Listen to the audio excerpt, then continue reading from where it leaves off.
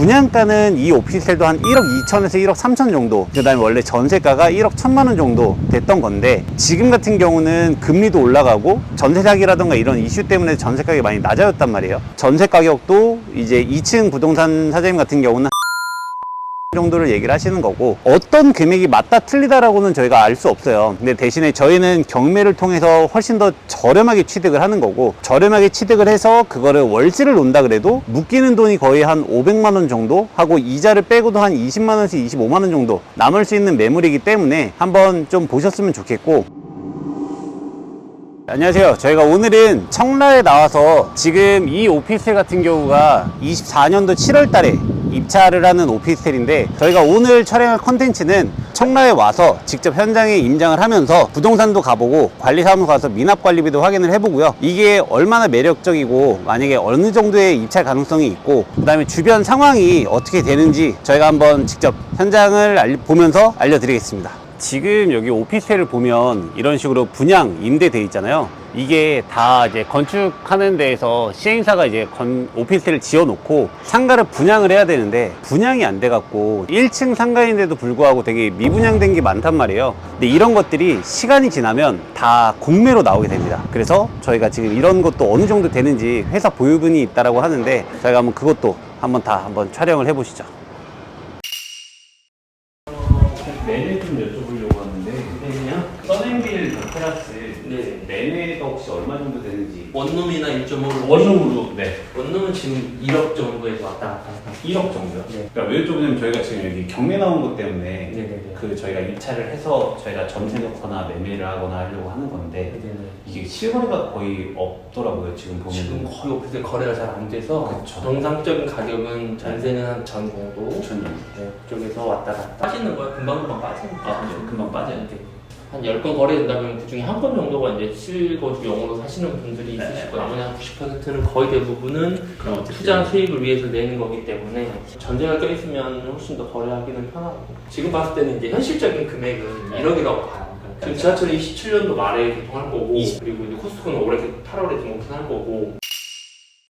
같은 건물에 있는 2층 부동산 같은 경우는 그 사장님은 되게 보수적으로 얘기를 한다라고 하시지만, 청라가 스타필드도 이번 24년도 8월 이쯤에 이제 열린다라고 하는 거고, 그 다음에 나머지 지하철역이라든지 이런 거를 본다라고 하면 매수하는 시기는 지금이 맞고, 매도하는 시기는 26년도 한 7월 8월 이 정도를 생각을 하시더라고요. 그래서 저희가 실질적으로 이거를 분양가는 이 오피스텔도 한 1억 2천에서 1억 3천 정도, 그 다음에 원래 전세가가 1억 1천만 원 정도 됐던 건데, 지금 같은 경우는 금리도 올라가고 전세 사기라던가 이런 이슈 때문에 전세 가격이 많이 낮아졌단 말이에요. 그렇기 때문에 지금은 전세 가격도 이제 2층 부동산 사장님 같은 경우는 한 8천에서 9천 정도를 얘기를 하시는 거고, 매매 가격은 1억 정도 얘기를 하시기 때문에 어떤 금액이 맞다 틀리다라고는 저희가 알 수 없어요. 근데 대신에 저희는 경매를 통해서 훨씬 더 저렴하게 취득을 하는 거고, 저렴하게 취득을 해서 그거를 월세를 놓는다 그래도 묶이는 돈이 거의 한 500만 원 정도 하고, 이자를 빼고도 한 20만 원에서 25만 원 정도 남을 수 있는 매물이기 때문에 한번 좀 보셨으면 좋겠고, 여기 보면 이 오피스텔 같은 경우도 지어진 지가 이제 한 3년 4년 정도 됐는데, 보면 1층이 다 이제 임대문이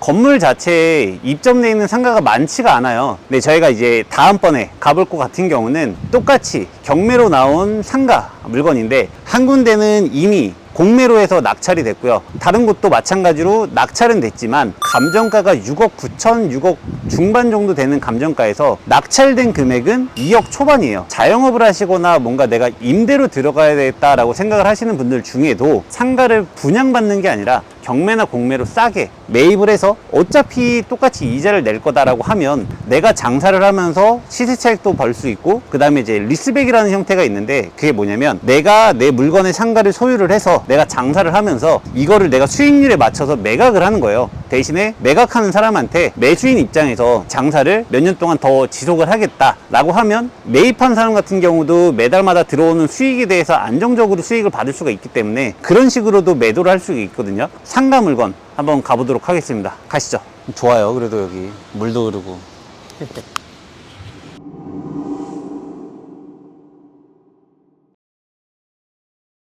이번에 이 물건 같은 경우는 공매로 지금 진행되고 있는 물건인데요. 압류재산이라 그래서 세금 체납된 사람들한테 공매로 처분을 한 다음에 체납된 세금을 회수하려고 진행을 하는 건데, 건물에 지금 1층 상가가 공매로 나왔거든요. 근데 지금 감정가는 6억 3,500인데 이게 계속 유찰이 돼서 지금 입찰 최저가는 1억 2,700까지 유찰이 됐습니다. 한번 물건 직접 보고 왜 이게 이렇게까지 유찰이 되는 건지, 물건에 하자가 있는 건지 한번 확인을 해볼게요. 한번 가보시죠. 108호, 106호. 지금 이 106호 물건인데요. 이게 보면 지금 무슨 5호부터 쭉 10호까지 공사를 하다가 지금 뭔가 멈춰진 것 같은데, 한국자산관리공사에서 국세징수법에 의해 갖고 공매 대상이라고 나왔습니다. 한 사람의 소유자가 아니라 여러 명의 소유가 있는 물건인데, 가벽을 만들려고 호수마다 이거를 분리를 해야지만 대출이 진행이 되는 거고, 그래서 각 호실마다 뭔가 공사를 하려고 하다가 지금 멈춰진 것 같거든요. 그래서 이게 지금 실질적으로 6억 3,500까지 감정평가가 됐지만 1억 2천대 이게 낙찰이 안 되고 있는 것 같습니다. 이래서 지금 현장에 직접 나와봐야 입찰하기 전에 뭐가 문제가 있고 이런 거를 좀 한번 확인을 해볼 수가 있고, 한번 관리사무소에 가서 이 호실에 대한 내용을 한번 여쭤보겠습니다. 관리사무실로 가보시죠. 지금 106호 저희 공매 나와 있는 것 때문에 한번 보러 왔는데, 혹시 미납된 관리비나 저희가 지금 5호부터 10호까지 한 번에 이렇게 쭉 뭐 공사 중으로 돼 있던데, 지금 공실돼 있던 지가 오래된 거죠? 인테리어 업자가 또 따로 있어서 따로 있어서. 처리가 되면 아마 그 지키료 같은 거는 싹 처리해 갈 거예요. 그러니까 왜냐면 지금 공매 나온 게 전체가 나온 게 아니라 106호만 나왔거든요. 네, 6호 같은 한 300 정도까지 되는 걸로 알고 있어요. 여기를 한마디로 이제 구분 소유자들한테 그 형식적으로 이제 그걸 넘겼어요. 명의 변경만. 그래놓고는 걱정하지 마라. 여기 월세를 자기가 내줄 테니까 투자를 하면 월 뭐 200~300씩 나온다. 이런 거짓말을 한 거야. 이 방에 있고 이런 사람들은 그걸 또 홀라당 믿고 명의를 등기를 이전을 시켜준 거예요. 그러니까 이제 와서는 이 MD라고 하는 사람들이 이 사람들이 이제 남으려고 하는 거예요. 그래서 이분들도 소송을 진행 중인 걸로 알고 있고, 아시겠지만 지금 상가가 다 있는 상가도 뭐 진짜 잘 나가는 데 빼놓고는 다 죽어가는 상권만 나가지고 경기가 안 좋은 상황이다 보니까 굳이 저기를 싼 맛에 잡아도 누가 와서 저거를 운영할 수 있는 분은 없을 거예요. 이거 저희가 직접 가서 관리소장님을 만나봤는데, 관리소장님 말씀하시는 것도 지금 106호가 계속 유찰이 되는 이유는 105호부터 110호까지 한 번에 베이커리 카페 이런 식으로 진행을 하려고 하다가 계획이 무산이 되고 공사가 멈추다 보니까 지금 각 호실마다 구분 소유자들이 이자를 내지를 못해갖고 공매로 넘어가고 경매로 넘어가고 있는 상황이다 보니까 한 개 호실만 나온 것 같은 경우는 아무래도 계속 또 유찰이 될 것 같아요. 106호만 저희가 낙찰을 받는다 그러면 대출이 진행이 안 되거든요. 그런 상가를 사게 되면은 대출 도 진행이 안 돼서 잔금 납부하기 어려운 거고, 내가 106호만 낙찰을 받는다 그래도 105호부터 110호까지 활용 자체가 안 되기 때문에 실제로 그 상가는 사면은 안 되는 상가다라고 말씀을 드리는 거라서, 다른 상가를 보여드릴 텐데 경매로 진행이 되고 있는 거고, 이게 감정 가격이 6억 2,600에 감정 가격이 됐고 총 4회차가 진행 중인데 2억 1,400만 원에 지금 경매를 진행 중이거든요. 근데 지금 저희가 여기 상권에 와 보니까 여기는 아까보다는 그래도 조금 더 상권이 발달이 된 상권이에요. 실제로 경매 나와 있는 호실을 보면서 설명을 드리겠습니다. 한번 가보시죠. 지금 다른 상가의 다른 호실들 같은 경우는 지금 다 영업을 하고 있고, 저희가 경매로 나온 상가 같은 경우는 지금 영업을 안 하는 것 같아요. 근데 지금 여기 같은 경우도 2천에 110만 원에 운영이 되고 있거든요. 경매가 진행이 되면서 배당 신청도 하긴 했지만, 다른 부동산에 가서 이 상가가 임대료가 얼마 정도 측정이 되는지, 그래서 이거를 만약에 저희가 매입을 했을 때 만약에 매각을 한다라고 하면 월세가 얼마 정도 되고, 그래서 수익률을 어느 정도에 맞춰서 매각을 할 수 있을지, 그래서 한번 그거를 부동산 가서 확인을 한번 해보도록 하겠습니다. 부동산에 한번 가보시죠.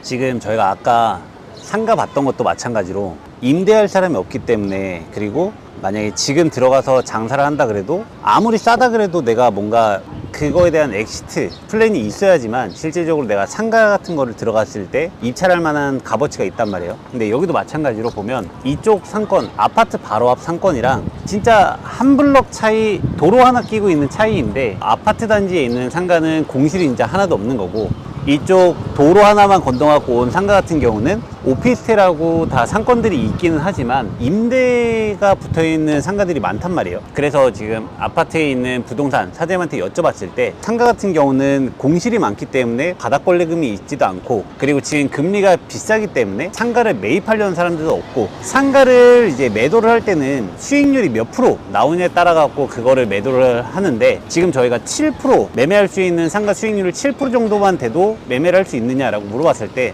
지금은 이자가 높기 때문에 상가를 문의하는 사람도 없고 매입에 대한 뭐 문의도 없다라고 말씀하시는 걸 보면, 자기가 직접 장사를 하려고 오시는 분들이 아니고 나서는 지금 상황에서는 여기 상가는 좀 입찰을 안 하시는 게 좋지 않을까라는 생각을 하게 됐습니다. 그래서 저희가 오늘 여기 청라에 와서 상가 분위기도 한번 보고, 인터넷으로 막 손품을 팔아서 임대료만 계산을 하고 하는 거랑 현장을 와서 현장 분위기를 해서 임장을 하는 거랑 정말 다르다라는 걸 오늘 다시 한번 느낄 수가 있었고요. 다른 컨텐츠가 있다라고 하면 다른 지역 가서 거기 물건에 대한 컨디션도 확인을 해보고 어떤 관점에서 직접 봐야 할지, 그거에 대해서 저희가 다음번에 한 번 더 컨텐츠를 준비를 해보겠습니다. 감사합니다.